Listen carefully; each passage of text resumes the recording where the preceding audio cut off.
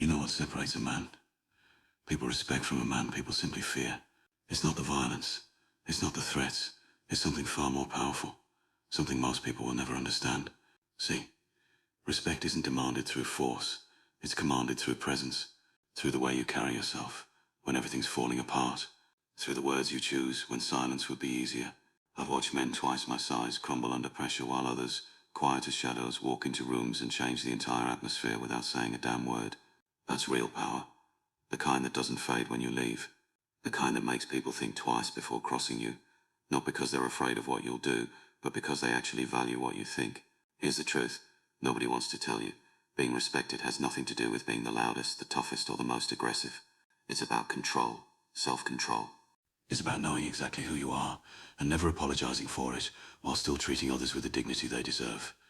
That's the line most men never learn to walk, and that's why they fail. Let me tell you something about respect. That'll change how you see the world. Most people think it's about dominance.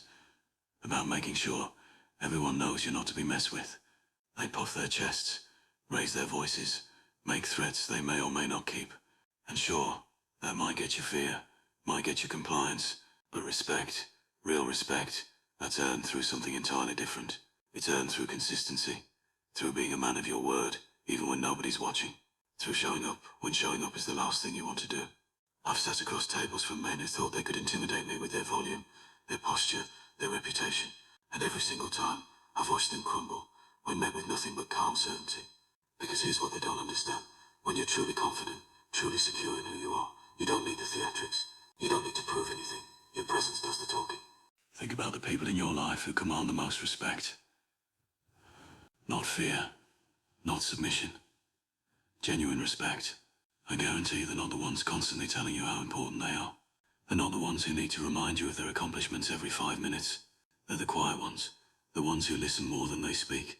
The ones who, when they do speak, everyone leans in because they know what's coming, has weight, has substance. That's the first lesson in commanding respect. Understand that silence is more powerful than noise. When everyone around you is screaming to be heard, the man who speaks calmly, clearly, and only when necessary becomes the one everyone remembers. I learned this young, in rooms where desperation was thick as smoke. The desperate ones talked and talked, trying to fill every gap with words, as if volume could compensate for lack of substance. But the dangerous ones, the ones who actually mattered. They sat back, watched, calculated, and spoke only when their words could change the outcome. Now here's where most people get it twisted.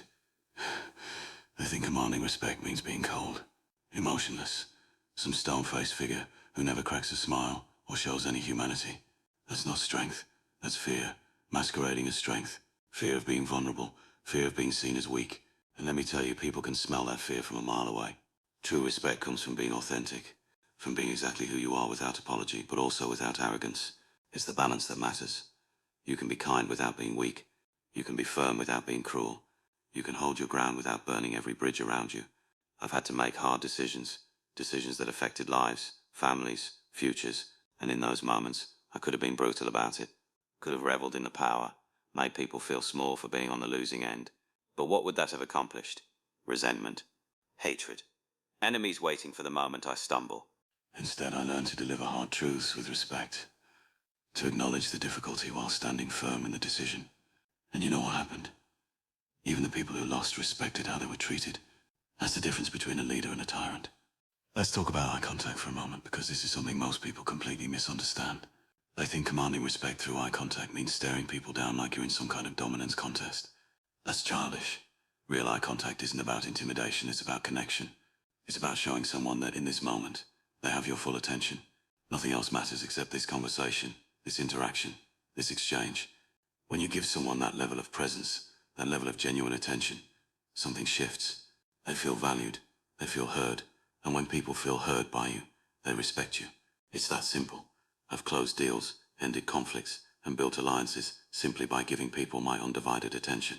No phone, no distractions, no looking over their shoulder for something more interesting. Just complete presence. Try it sometime. The next conversation you have, give that person every ounce of your focus. Watch how the dynamic changes. Watch how much more weight your words carry when people know you're genuinely engaged. Another thing, your word has to mean something. In a world where people break promises like they're breaking bread, Being someone who actually follows through becomes revolutionary. If you say you're going to do something, do it. Not when it's convenient. Not when you feel like it. When you said you would. This is non-negotiable. If you want respect. Because every time you keep your word, you're making a deposit in the bank of trust. And every time you break it, you're making a withdrawal. Eventually that account runs dry. And no amount of charm or charisma will bring it back. I've built my entire reputation on this principle. When I give my word, it's done. People know this. They count on it. And because of that, when I need something from them, they deliver. Not out of fear, but out of reciprocity. Out of respect for someone who respects them enough to be reliable. Now, let's address conflict. Because this is where most people completely destroy any respect they've built. When challenged, when disrespected, when pushed, the natural instinct is to push back harder, to escalate, to make sure the other person knows they made a mistake. And sometimes, that's necessary, but most of the time, it's ego, pure ego. And ego is the enemy of respect.